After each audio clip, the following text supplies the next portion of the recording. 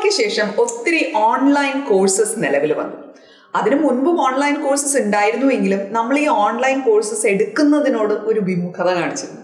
പക്ഷെ ഇപ്പം നമ്മൾ കുറച്ചും കൂടി ഇന്റർനെറ്റിൽ സർഫ് ചെയ്യാനും അവിടെ നിന്ന് ഈവൻ കാര്യങ്ങൾ പഠിക്കാനും കോഴ്സുകൾ തന്നെ ഓൺലൈനായിട്ട് എടുക്കാനും ഒക്കെ നമ്മൾ എക്യുപ്ഡ് ആയി കഴിഞ്ഞു. അപ്പോൾ അതുകൊണ്ട് തന്നെ ഇപ്പോൾ ഒത്തിരി സ്ഥാപനങ്ങൾ ഓൺലൈൻ കോഴ്സസ് പ്രൊവൈഡ് ചെയ്യുന്നുണ്ട്. ഇതിൽ കോഴ്സുകൾ പഠിക്കുന്നത് കൊണ്ട് ഗുണമുണ്ടോ? ഇവിടുത്തെ സർട്ടിഫിക്കറ്റിന് വാല്യൂ ഉണ്ടോ? എത്ര നാളാണ് പഠിക്കേണ്ടത്? ഇതൊക്കെ എങ്ങനെ വിശ്വസിച്ചെടുക്കാൻ പറ്റുക? ഇങ്ങനെയൊക്കെ പലരും ഒരുപാട് ചോദ്യങ്ങൾ ചോദിക്കുന്നുണ്ട്. അപ്പോൾ ഈ ഓൺലൈൻ കോഴ്സുകളെ കുറിച്ചുള്ള കാര്യങ്ങൾ എക്സ്പ്ലെയിൻ ചെയ്യുന്ന ഒരു വീഡിയോ ആണ്. ഓക്കെ, അതിൽ ഒരു അക്കാഡമിയെ കുറിച്ചും ഞാൻ പേരെടുത്ത് പറഞ്ഞ് അതിൻ്റെ പ്രൊമോഷനോ കാര്യങ്ങളോ ഒന്നും അല്ല ഇത്. പക്ഷേ ബേസിക്കലി നമ്മളൊരു ഓൺലൈൻ കോഴ്സ് എടുക്കുമ്പോൾ അറിഞ്ഞിരിക്കേണ്ട അല്ലെങ്കിൽ ശ്രദ്ധിക്കേണ്ട ചില കാര്യങ്ങളെ കുറിച്ചാണ്. ഇവിടെ ഞാൻ ഓൺലൈൻ കോഴ്സ് എന്നതുകൊണ്ട് ഉദ്ദേശിക്കുന്നത് കംപ്ലീറ്റ്ലി ഒരു ഡിജിറ്റൽ പ്ലാറ്റ്ഫോമിൽ നിന്നുകൊണ്ട് നിങ്ങൾ എടുക്കുന്ന കോഴ്സാണ് എന്ന് വെച്ചാൽ പേയ്മെന്റ് അടക്കം ഓൺലൈനാണ്. അവിടെ ഒരു മാനുവൽ ഇന്റർവെൻഷനും സംഭവിക്കുന്നില്ല. ഒരാളുമായിട്ടും നിങ്ങൾ കോൺടാക്റ്റിൽ വരുന്നില്ല. നിങ്ങൾ ഓൺലൈനിൽ കയറുന്നു, ഒരു കോഴ്സ് കാണുന്നു, അതിനെക്കുറിച്ച് വായിച്ചു നോക്കുന്നു, നിങ്ങൾക്കത് ഇഷ്ടപ്പെടുന്നു, നിങ്ങൾ അവിടെ തന്നെ അതിനു വേണ്ടി രജിസ്റ്റർ ചെയ്യുന്നു, പേയ്മെന്റ് ചെയ്യുന്നു, ക്ലാസ്സിലേക്ക് ജോയിൻ ചെയ്യുന്നു. ഈ പ്രോസസ്സിലൂടെ പോകുന്ന ഓൺലൈൻ കോഴ്സുകൾ. ഈ സെമി കോഴ്സുകളുണ്ട്. അതായത് നിങ്ങൾ കോഴ്സ് കാണുന്നു, ഇഷ്ടപ്പെടുന്നു, അതിനുശേഷം നിങ്ങൾ ബുക്ക് നൗ അടിക്കുമ്പോൾ മേ ബി അതൊരു വാട്സപ്പിലേക്കായിരിക്കും ലിങ്ക് ആവുന്നത്, അല്ലെങ്കിൽ അതൊരു കോളിലേക്ക് പോകും. എന്നിട്ട് ഒരാളുമായിട്ട് നിങ്ങൾ സംസാരിക്കും. അതിനൊക്കെ ശേഷം അവർ പറയുന്ന കാര്യങ്ങൾ നിങ്ങൾക്ക് ഓക്കെ ആണ് എങ്കിൽ മാത്രം അവർ തരുന്ന ബാങ്ക് അക്കൗണ്ടിലേക്ക് നിങ്ങൾ പേയ്മെന്റ് ചെയ്യുന്നു. ഇത് രണ്ടും കൂടി ചേർന്ന ഒരു പ്രോസസ്സാണ്. പക്ഷെ കംപ്ലീറ്റ്ലി ഓൺലൈൻ ആയിട്ടുള്ള കോഴ്സുകൾ പ്രൊവൈഡ് ചെയ്യുന്ന ഒത്തിരി അക്കാഡമീസ് ഇപ്പോൾ നിലവിലുണ്ട്. അപ്പോൾ ഇതിന് ഈ ഓൺലൈനായിട്ട് കോഴ്സ് പ്രൊവൈഡ് ചെയ്യാനായിട്ട് അതൊരു യൂണിവേഴ്സിറ്റി തന്നെ ആയിരിക്കണം എന്നൊന്നും ഒരു നിർബന്ധമില്ല. ഓക്കെ, നമുക്ക് ഏത് അക്കാഡമീസിന് വേണമെന്നുണ്ടെങ്കിലും ഇൻസ്റ്റിറ്റ്യൂട്ട്സിന് വേണമെന്നുണ്ടെങ്കിലും അവർക്ക് എന്ത് ചെയ്യാം, ഓൺലൈനായിട്ട് കോഴ്സ് പ്രൊവൈഡ് ചെയ്യാം. പക്ഷേ ഒരു കാൻഡിഡേറ്റ് എന്ന നിലയിൽ നിങ്ങളൊരു ഓൺലൈൻ കോഴ്സ് എടുക്കുമ്പോൾ നിങ്ങൾ ചില കാര്യങ്ങൾ മനസ്സിലാക്കിയിരിക്കണം അല്ലെങ്കിൽ ശ്രദ്ധിക്കണം. ഈ ഓൺലൈൻ കോഴ്സിനകത്ത് തന്നെ പല തരത്തിൽ ഈ കോഴ്സ് വരാറുണ്ട്. ഒന്നെന്ന് പറയുന്നത് ഓൺലൈനിലെ ലൈവ് ക്ലാസ്സുകൾ. അതായത് നിങ്ങൾ ഈ കോഴ്സിന് രജിസ്റ്റർ ചെയ്ത് കഴിഞ്ഞാൽ നിങ്ങൾ അവിടെ ഒരു ടൈം ബുക്ക് ചെയ്യുന്നു, ലൈവായിട്ട് അപ്പുറത്തെ സൈഡ് ഒരാൾ വന്നിരുന്ന് നിങ്ങളോട് സംസാരിക്കുകയാണ്. അത് ലൈവായിട്ട് നടക്കുന്ന ക്ലാസ്സുകളാണ്. ഓൺലൈൻ കോഴ്സാണ് അല്ലെങ്കിൽ ഓൺലൈൻ സെഷനാണ്, പക്ഷെ അത് ലൈവാണ്. ഇനി രണ്ടാമത്തേതെന്ന് പറഞ്ഞു കഴിഞ്ഞാൽ ആ ക്ലാസ് റെക്കോർഡഡ് ആണ്, കംപ്ലീറ്റ്ലി റെക്കോർഡഡ് ആണ്. അവിടെ ഒരാളിരുന്ന് ഫുൾ സാധനം റെക്കോർഡ് ചെയ്തിട്ടിട്ടുണ്ട്. നിങ്ങളത് നിങ്ങളുടെ ഇഷ്ടമുള്ള സമയത്തിനനുസരിച്ച്, ഇവിടെയൊക്കെ ഏത് അക്കാഡമിയും ക്ലാസ് സെറ്റ് ചെയ്യുമ്പോഴത്തേനും രണ്ട് കാര്യങ്ങളുണ്ടാവും. ഒന്നെന്ന് പറയുന്നത് ആ കോഴ്സിനൊരു വാലിഡിറ്റി ഉണ്ടാവും. ചിലപ്പോൾ 2 മാസം, 3 മാസം, 1 വർഷം വരെയൊക്കെ കൊടുക്കുന്ന ആൾക്കാരും ഉണ്ട്. അതിനിടയിൽ നിങ്ങൾ ആ കോഴ്സ് എപ്പോൾ വേണമെങ്കിലും നിങ്ങൾക്ക് എടുക്കാം, പഠിക്കാം, കാണാം എന്നൊക്കെ പറയുന്ന തരത്തിൽ.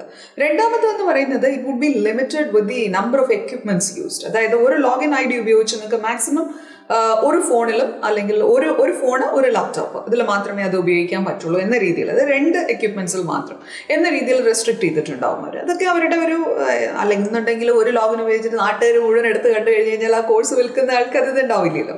അപ്പോൾ അങ്ങനെയൊക്കെ ഉള്ള ലിമിറ്റേഷൻസും ഒക്കെ വെച്ചിട്ടാണ് ഈ ഓൺലൈൻ കോഴ്സുകൾ പോകാറുള്ളത്. ഞാൻ നേരത്തെ പറഞ്ഞു, ഒന്ന് ലൈവ് ക്ലാസ്, രണ്ടാമത്തേന്ന് പറയുന്നത് ഈ റെക്കോർഡഡ് ആയിട്ട് വരുന്ന ക്ലാസ്സുകൾ, മൂന്നാമത്തത് സംഭവം റെക്കോർഡഡ് തന്നെയാണ്. അവിടെ നിങ്ങൾക്ക് ഒരാളോട് ചോദ്യങ്ങൾ ചോദിക്കാനൊന്നും പറ്റത്തൊന്നുമില്ല. പക്ഷേ ഈ സംഭവം പോകുന്നത് ഈ ആളെ നിങ്ങൾ നേരിട്ട് കാണുന്നുണ്ടാവില്ല. അതായത് ഒരു PPT റൺ ചെയ്യുന്നുണ്ടാവും. അതിൻ്റെ നിങ്ങൾ സ്ക്രീനിൽ കാണുന്നത് ആ PPT ആണ്, പക്ഷേ വോയിസ് ഓവർ പോലെ നിങ്ങൾ വോയിസ് കേൾക്കുന്നുണ്ട്. ഓക്കെ, ആ രീതിയിൽ പോകുന്ന ചില ഓൺലൈൻ ക്ലാസ്സുകളുണ്ട്. ഇനി ചിലതെന്ന് പറയുന്നത് അവർ ഒരു ബുക്ക് പോലെ ഒരു സംഭവം ടൈപ്പ് ചെയ്തിട്ടുണ്ടാവും. അത് സോർട്ട് ഓഫ് ബുക്കാണത്. ഓക്കെ, അത് വായിച്ച് നിങ്ങൾ സ്വയം പഠിക്കണം, ആ കോണ്ടന്റ് വായിച്ച് നിങ്ങൾ പഠിക്കണം എന്നുള്ളതാണ്. ഇനി ചില കോഴ്സുകൾക്ക് എന്ന് പറഞ്ഞു കഴിഞ്ഞാൽ ഈ ഓരോ ചാപ്റ്റർ കഴിയുമ്പോൾ അല്ലെങ്കിൽ ഓരോ മൊഡ്യൂൾ കഴിയുമ്പോൾ എന്തെങ്കിലും തരത്തിലുള്ള ഒരു ക്വിസോ ടെസ്റ്റോ ഉണ്ടാവും. അത് ക്ലിയർ ചെയ്താൽ മാത്രമാണ് നമുക്ക് അടുത്ത മൊഡ്യൂളിലേക്ക് പോകാൻ പറ്റുക എന്നൊരു കണ്ടീഷൻ അതിനകത്ത് വെച്ചിട്ടുണ്ടാവും. ഈ ഒരു പാറ്റേണിലാണ് സാധാരണ ഒരു ഓൺലൈൻ കോഴ്സ് പോകാറുള്ളത്. അതിൽ നിങ്ങൾ ക്വിസ് ഇത്രയും കംപ്ലീറ്റ് ചെയ്താൽ, അല്ലെങ്കിൽ ടെസ്റ്റ് ഇത്രയും കംപ്ലീറ്റ് ചെയ്താൽ, അല്ലെങ്കിൽ അവർ പറഞ്ഞിട്ടുള്ള ഒരു പ്രൊജക്ട് ചെയ്തിട്ട് അതിനകത്ത് അപ്ലോഡ് ചെയ്ത് കഴിഞ്ഞാൽ അവരത് വെരിഫൈ ചെയ്തതിന് ശേഷം നിങ്ങൾക്കൊരു സർട്ടിഫിക്കറ്റ് ഇഷ്യൂ ചെയ്യും. ചില അക്കാഡമീസ് പ്രൊവൈഡ് ചെയ്യുന്നതിൽ കോഴ്സ് ഫ്രീ ഓഫ് കോസ്റ്റ് ആയിരിക്കും, സർട്ടിഫിക്കറ്റ് വേണമെങ്കിൽ നിങ്ങൾ പേ ചെയ്യണം എന്ന് പറയും.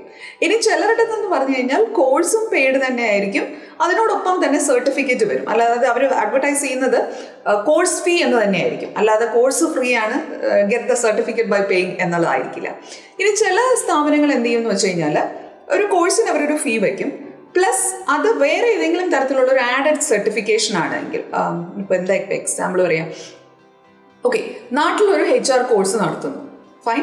പക്ഷെ നിങ്ങൾക്ക് ദുബായിലെ KHDA നിന്ന് ഒരു സർട്ടിഫിക്കേഷൻ കൂടെ വേണം. അപ്പൊ അങ്ങനെ വരുമ്പോഴത്തേനും നമുക്ക് നോർമലി ഉള്ള സർട്ടിഫിക്കറ്റ് കൊടുക്കുന്ന ഇൻസ്റ്റിറ്റ്യൂട്ടാണ്, പക്ഷെ അത് കൂടാതെ ഒരു ഗവൺമെന്റിന്റെ സർട്ടിഫിക്കേഷൻ വേണം എന്ന് പറയുമ്പോഴത്തേനും അതിനൊരു അഡീഷണൽ കോസ്റ്റ് വരും.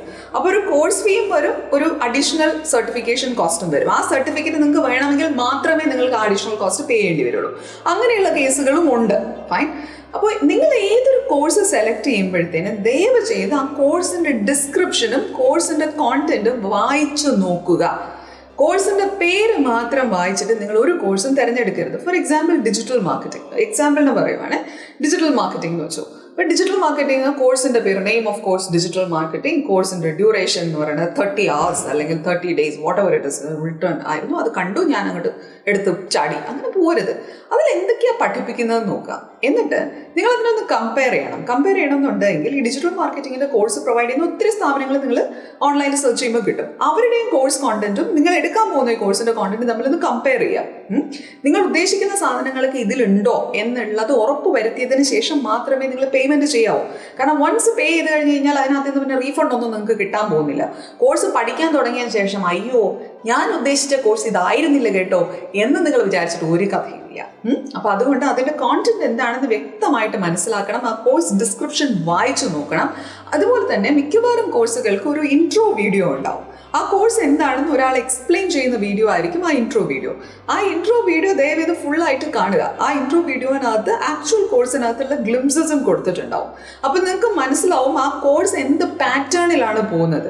അതായത് നിങ്ങളൊരു മനുഷ്യനെ നേരിട്ട് കണ്ട് അയാൾ പറയുന്നത് കേട്ട് അങ്ങനെയാണോ പോകാൻ പോകുന്നത്, അതോ നിങ്ങൾ വെറുതെ ഒരു PPT മാത്രം കണ്ട് ഒരു വോയിസ് ഓവർ ആണോ അതിൽ വരാൻ പോകുന്നത്. അപ്പോൾ ഓരോരുത്തർക്കും ഓരോ രീതിയിൽ പഠിക്കുന്നതായിരിക്കും സൗകര്യം. ചിലർക്ക് ഒരാളിരുന്നിങ്ങനെ പറഞ്ഞു കൊടുക്കുമ്പോഴായിരിക്കും കാര്യങ്ങൾ മനസ്സിലാവുക. ചിലർക്ക് എന്ന് പറഞ്ഞു കഴിഞ്ഞാൽ ആളുടെ മുഖമൊന്നും കാണണ്ട, എന്തെങ്കിലും ഒരു സാധനം സ്ക്രീനിൽ വന്നാൽ മതി, വോയിസ് ഓവർ കിട്ടിയാൽ മാത്രം മതി എന്നുള്ളതായിരിക്കും. ചിലരെ സംബന്ധിച്ചിടത്തോളം അവർ ബുക്ക് മാത്രം വായിച്ചു കഴിഞ്ഞാൽ കംഫർട്ടബിൾ. ചിലർ വിചാരിക്കും ഓൺലൈൻ കോഴ്സ് എടുത്തിട്ട് വീണ്ടും ബുക്ക് വായിക്കാനാണെങ്കിൽ ഞാൻ മര്യാദ ഒരു ബുക്ക് വായിച്ച് അങ്ങോട്ട് പഠിച്ചാൽ പോരെ എന്ന് വിചാരിക്കും. സോ ഓരോരുത്തരുടെ മൈൻഡ് സെറ്റ് ഡിഫറെൻ്റ് ആണ്. നിങ്ങൾക്ക് ഏതാണോ ഏറ്റവും ആപ്റ്റ് ആയിട്ട് തോന്നുന്നത് ആ തരത്തിലുള്ള കോഴ്സ് വേണം നിങ്ങൾ സെലക്ട് ചെയ്യാൻ. അത് പ്രത്യേകം ശ്രദ്ധിക്കണം. അത് മനസ്സിലാക്കാണ്ട് ചാടിക്കയറിയിട്ട് നിങ്ങളൊരു കോഴ്സ് എടുക്കരുത്. ഇനി കോഴ്സുകളുടെ സർട്ടിഫിക്കേഷൻ അതിൻ്റെ ഒരു അതൊക്കെ വാലിഡ് ആണോ എന്നുള്ളത് that depends on the academy എന്ന് ഞാൻ പറയും. ഇപ്പം ചില അക്കാഡമികൾ കൊടുക്കുന്ന സർട്ടിഫിക്കേഷൻസ് അത് ഒരു എംപ്ലോയറിൻ്റെ അടുത്ത് പോകുമ്പോഴും ഞാൻ ഇന്ന അക്കാഡമിയിൽ നിന്നാണ് എടുത്തതെന്ന് പറയുമ്പോൾ അതൊരു വാലിഡ് സാധനമായിട്ട് ആൾക്കാർ എത്തിയും. പിന്നെ തീരെ ഒരു ഇതില്ലാത്തതാണ് എങ്കിൽ അതിന് അത്രയും ഒരു വാല്യൂ ഉണ്ടാവുള്ളൂ എന്നതേ എനിക്ക് പറയാൻ പറ്റുള്ളൂ. ഇനി വേറൊന്ന്, ഈ ഓൺലൈൻ കോഴ്സുകളിലെ പലതിൻ്റെയും സർട്ടിഫിക്കറ്റ് എന്ന് പറയുന്നത് ഒരു ടെംപ്ലേറ്റ് ആണ്. ആ ടെംപ്ലേറ്റിൽ നിങ്ങൾ കോഴ്സ് കംപ്ലീറ്റ് ചെയ്യുമ്പോഴത്തേനും അതിനകത്ത് പേരടിച്ചു കൊടുക്കുമ്പോൾ ആ സാധനം ഇങ്ങോട്ട് വരും എന്നുള്ളതാണ്. ഇപ്പം ആൾക്കാർ ചിലപ്പോൾ ചെയ്യുന്നതിൽ ഉഡായ്പ പരിപാടി ഉണ്ട്. ഈ ഒരു സർട്ടിഫിക്കറ്റ് നിങ്ങളുടെ ഫ്രണ്ട് ആരെങ്കിലും ശരിക്കും പൈസ കൊടുത്തൊരു കോഴ്സ് എടുത്തിട്ടുണ്ടാവും. അപ്പോൾ അതിൻ്റെ അതേ മോഡ് വെച്ചിട്ട് തന്നെ ഫോട്ടോഷോപ്പിൽ കയറിയിട്ട് സർട്ടിഫിക്കറ്റ് ഉണ്ടാക്കി ഇറക്കുക. ഇതിപ്പോൾ കാണുന്നൊരു ട്രെൻഡാണ്. പക്ഷേ നിങ്ങൾ ഒരിക്കലും ഇത്തരത്തിൽ ചെയ്ത സർട്ടിഫിക്കറ്റും കൊണ്ട് ഒരു എംപ്ലോയറുടെ അടുത്ത് പോരുത്. ആ എംപ്ലോയർ കുറച്ചെങ്കിലും ഒരു സെൻസുള്ള വ്യക്തിയാണെന്നുണ്ടെങ്കിൽ ആ സർട്ടിഫിക്കറ്റിൻ്റെ വാലിഡിറ്റി ചെക്ക് ചെയ്യാൻ വേണ്ടിയിട്ട് ഇപ്പോൾ ഒരുമാതിരിപ്പെട്ട നല്ല എല്ലാ അക്കാഡമികളുടെയും പിന്നെ സൈറ്റിനകത്ത് തന്നെ അവരുടെ സർട്ടിഫിക്കറ്റ് വെരിഫൈ ചെയ്യാനുള്ള ഒരു സെർച്ച് ബട്ടൺ ഉണ്ടാവും. അവിടെ നിങ്ങളുടെ സർട്ടിഫിക്കറ്റിലുള്ള ID വെച്ചിട്ട് അവർക്ക് സെർച്ച് ചെയ്യുവാണ് എങ്കിൽ ആക്ച്വലി അത് ഏത് വ്യക്തിക്ക് കൊടുത്തിട്ടുള്ള സർട്ടിഫിക്കറ്റ് ആണെന്നുള്ളത് പുറത്തുനിന്ന് നോക്കുന്ന ആർക്കും തപ്പിയെടുക്കാൻ പറ്റും. ഓൺലി തിങ് ഇസ് ആ സർട്ടിഫിക്കറ്റിൻ്റെ ID അവർക്ക് വേണം, അത്ര മാത്രമേ ഉള്ളൂ. ഇപ്പോൾ നമ്മൾ എംപ്ലോയറിന് കൊടുക്കുമ്പോൾ we are actually giving this certificate with the ID. അപ്പോൾ അത് നിങ്ങളുടെ കൂട്ടുകാരൻ്റെ ID അവിടെ നിന്ന് കടമെടുത്തിട്ട് നിങ്ങൾ ഉണ്ടാക്കിയതാണ് എങ്കിൽ അതിൽ സെർച്ച് ചെയ്യുമ്പോൾ കാണുന്നത് നിങ്ങളുടെ കൂട്ടുകാരൻ്റെ പേരായിരിക്കും. അല്ല എങ്കിൽ അങ്ങനെ ഒരു ഐഡിയ ഇല്ല എന്നുള്ളത് അത് കാണിക്കും. ഇത് രണ്ടും ആയാലും മോശമാണ്. അപ്പോൾ ഈ ഉഡായിപ്പ് പരിപാടിക്ക് ദയവ് ചെയ്തിട്ട് നിങ്ങൾ നിൽക്കരുത്. അപ്പോൾ ഈ ഓൺലൈൻ കോഴ്സസ് ഒക്കെ നമ്മൾ ആക്ച്വലി ചെയ്തത് നമ്മുടെ സ്കിൽ ഡെവലപ്മെൻറ്റിൻ്റെ ഭാഗമായിട്ടാണ്. അതായത് എന്തോ ഒരു കാര്യം എക്സ്ട്രാ നമുക്ക് പഠിക്കണം. അത് മേ ബി ഒരു സോഫ്റ്റ്വെയർ ആയിരിക്കാം, അല്ല എങ്കിൽ ഇപ്പം HR-ൻ്റെ ഒക്കെ കോഴ്സ് പോലെ. ആക്ച്വലി നമ്മൾ MBA HR ഒക്കെ പഠിച്ചു, പക്ഷേ ജോലി എന്താണെന്നുള്ളത് ശരിക്കും അവിടെ നിന്ന് പഠിച്ചിട്ടില്ല. അപ്പം അത് പ്രൊവൈഡ് ചെയ്യുന്നത് ഏതെങ്കിലും നല്ല സ്ഥാപനങ്ങളായിരിക്കും. അപ്പോൾ അവരുടെ കോഴ്സായിരിക്കും നമ്മൾ എടുത്തിട്ടുണ്ടാവുക. അപ്പം ഇങ്ങനെയൊക്കെ നമ്മൾ ചെയ്യുന്ന സമയത്ത് ഇത് ഒരു സോർട്ട് ഓഫ് സ്കിൽ ഡെവലപ്മെന്റ് ആണ്. അപ്പോൾ ആ സ്കില്ല് ഡെവലപ്പ് ചെയ്യാൻ ഉതകുന്ന തരത്തിൽ തന്നെയാണോ അവർ കോഴ്സ് ഡെവലപ്പ് ചെയ്തിട്ടുള്ളത് എന്നുള്ളത് നിങ്ങൾ കോഴ്സിൽ നോക്കണം. പിന്നെ പഠിപ്പിക്കുന്ന വ്യക്തി, ആ വ്യക്തി പറയുന്ന കാര്യങ്ങൾ നിങ്ങൾക്ക് നല്ലോണം മനസ്സിലാക്കാൻ പറ്റുന്നുണ്ടോ എന്നുള്ളത് അത് ശ്രദ്ധിക്കണം. മൂന്നാമത്തേത് പഠിപ്പിക്കുന്ന ലാംഗ്വേജ്, അതും പ്രധാനപ്പെട്ടതാണ് കേട്ടോ. കാരണം ഇപ്പം നമുക്ക് റീജിയണൽ ലാംഗ്വേജസിലും ഓൺലൈൻ കോഴ്സസ് ലഭ്യമാണ്. അതായത് ഇപ്പോൾ മലയാളത്തിൽ നിങ്ങൾക്ക് പഠിക്കണമെങ്കിൽ മലയാളം കോഴ്സുകൾ ലഭ്യമാണ്, ഇംഗ്ലീഷിൽ പഠിക്കാം, ഹിന്ദി പഠിക്കാം, which ever language is comfortable for you. ഇനി വേറൊരു കാര്യം, ഈ ഓൺലൈൻ കോഴ്സ് നമ്മൾ എടുക്കുമ്പോൾ ഒരേ കോഴ്സ് തന്നെ പല ഫീ സ്ട്രക്ചറിൽ നമ്മൾ കാണും. ഫോർ എക്സാമ്പിൾ ഇപ്പോൾ ഡിജിറ്റൽ മാർക്കറ്റിംഗ് ചിലപ്പോൾ വളരെ ചെറിയ പൈസയിൽ കൊടുക്കുന്ന ഒരു സ്ഥാപനവും നിങ്ങൾ കാണും. അതേപോലെ തന്നെ അതേ കോഴ്സ്, കാരണം കോഴ്സിൻ്റെ പേര് ഡിജിറ്റൽ മാർക്കറ്റിംഗ് എന്ന് മാത്രമായിരിക്കും, സെയിം കോഴ്സ് തന്നെ ഈ പറയുന്ന ഒരു 50,000 75,000 ലാക്ക് ഒക്കെ പറഞ്ഞിട്ട് ഒക്കെ ചെയ്യുന്ന കോഴ്സുകളും ഉണ്ടാവും. അപ്പോൾ നമ്മൾ വിചാരിക്കും അയ്യോ അത് രണ്ടൊന്നും തന്നെയല്ലേ, നമ്മൾ ചെറിയ പൈസേൻ്റെ കാര്യം. അങ്ങനെ ആ പൈസ നോക്കിയിട്ട് മാത്രമേ നിങ്ങൾ കോഴ്സ് എടുക്കരുത് കേട്ടോ. നന്നായിട്ടൊരു കോഴ്സ് ഒരാൾ ഡെവലപ്പ് ചെയ്തിട്ടുണ്ടെങ്കിൽ അയാൾ അതിൻ്റെ പിന്നിൽ അത്രയും എഫേർട്ട് ഇട്ടിട്ടുണ്ട്. ഓക്കെ, അപ്പോൾ ആ കോഴ്സ് കോണ്ടന്റ് നമ്മൾ വായിച്ചു നോക്കുമ്പം അതിൻ്റെ ഡെമോ കാണുമ്പോൾ നമുക്കത് മനസ്സിലാവും. അപ്പോൾ വെറുതെ പൈസ മാത്രം നോക്കിയിട്ട് ചെറിയ പൈസയ്ക്കുള്ള ഒരു കോഴ്സ് എടുത്ത് കളയാന്ന് പറഞ്ഞിട്ട് അങ്ങനെ കോഴ്സ് എടുക്കരുത്. അതുകൊണ്ട് നിങ്ങൾക്കും ഒരു പ്രയോജനം ഉണ്ടാവില്ല. നാളെ ആരെങ്കിലും ഒരാൾ അതുമായിട്ട് ബന്ധപ്പെട്ട് എന്തെങ്കിലും ചോദ്യം ചോദിച്ചു കഴിഞ്ഞാൽ ഉത്തരം പറയാൻ നമ്മളെ കൊണ്ടാവില്ല. പിന്നെ നമ്മളെ കോഴ്സ് പഠിച്ചിട്ട് വല്ല കാര്യമുണ്ടോ? അപ്പോൾ കോഴ്സ് എടുക്കുമ്പോഴത്തേനും അത് നൽകുന്ന സ്ഥാപനം അവരെത്രമാത്രം ക്രെഡിബിൾ ആണ്, ആ കോഴ്സ് പഠിപ്പിക്കുന്ന വ്യക്തി അവർ പറയുന്നത് നിങ്ങൾക്ക് മനസ്സിലാവോ, ആ മോഡ് ഓഫ് ഇൻസ്ട്രക്ഷൻ എന്താണെന്നുള്ളത്. അതായത് ഞാൻ അതിൽ ഉദ്ദേശിച്ചത് റെക്കോർഡഡ് ആണോ, ലൈവ് ആണോ, അങ്ങനെയൊക്കെയുള്ള സംഭവങ്ങൾ, അതോ ബുക്ക് വായിച്ചിട്ടുള്ള പരിപാടിയാണോ, അത് വ്യക്തമായിട്ട് അവിടെ നോക്കണം. പിന്നെ അവർ പഠിപ്പിക്കാൻ ഉപയോഗിക്കുന്ന ലാംഗ്വേജ്, ചിലപ്പോൾ നമ്മൾ മലയാളികൾക്ക് നമുക്ക് ഇംഗ്ലീഷ് കേട്ടാലൊക്കെ മനസ്സിലാവും, എന്നാലും മലയാളത്തിലെ ക്ലാസ് എടുത്ത് തന്നു കഴിഞ്ഞ് കഴിഞ്ഞാൽ അതായിരിക്കും നമുക്കൊരു സന്തോഷം. നമുക്ക് തോന്നും അതാണ് എനിക്ക് മനസ്സിലാകാൻ ഒന്നുകൂടെ എളുപ്പം. അതല്ലേ നിങ്ങൾ ചിന്തിക്കുക, നമുക്ക് ഇംഗ്ലീഷ് അറിയാത്തതൊന്നുമല്ല, എനിക്കറിയാം, നമുക്ക് എല്ലാവർക്കും അറിയാം. പക്ഷെ ഒരാൾ മലയാളത്തിൽ പറഞ്ഞു തന്നാൽ കുറച്ചുകൂടെ നന്നായിട്ട് നമുക്ക് മനസ്സിലാവും, അതാണ് കാര്യം, റൈറ്റ്? അപ്പോൾ നിങ്ങൾ നോക്കുന്നത് മലയാളത്തിലുള്ള ഒരു കോഴ്സായിരിക്കും. എന്ന് വെച്ചിട്ട് സർട്ടിഫിക്കറ്റിനകത്ത് ഈ കോഴ്സ് മലയാളത്തിലാണ് പഠിപ്പിച്ചതെന്നൊന്നും എഴുതിയിട്ടുണ്ടാവില്ല. ആ കോഴ്സ് തന്നെയാണ്. So nobody will know that അത് ഈ ലാംഗ്വേജ് ആണെന്നുള്ളത്. അപ്പം നിങ്ങൾക്ക് ഏറ്റവും കംഫർട്ടബിൾ ആയിട്ടുള്ളത് അതാണ് ഇതിനകത്ത് ഏറ്റവും important. And more over something which will help you in your career, നിങ്ങളുടെ കരിയറിന് ഹെൽപ്ഫുൾ ആയിട്ടുള്ള കാര്യം. ഓക്കെ, ഇതെല്ലാം ശ്രദ്ധിച്ചിട്ട് വേണം നിങ്ങളൊരു ഓൺലൈൻ കോഴ്സ് സെലക്ട് ചെയ്യാൻ. ഇതുമായിട്ട് ബന്ധപ്പെട്ട എന്തെങ്കിലും സംശയങ്ങളുണ്ടെങ്കിൽ ഈ വീഡിയോയുടെ താഴെ നിങ്ങൾക്ക് കമൻറ്റുകളായിട്ടിടാം. അടുത്ത വീഡിയോയിൽ വീണ്ടും കാണാം. Until then, goodbye.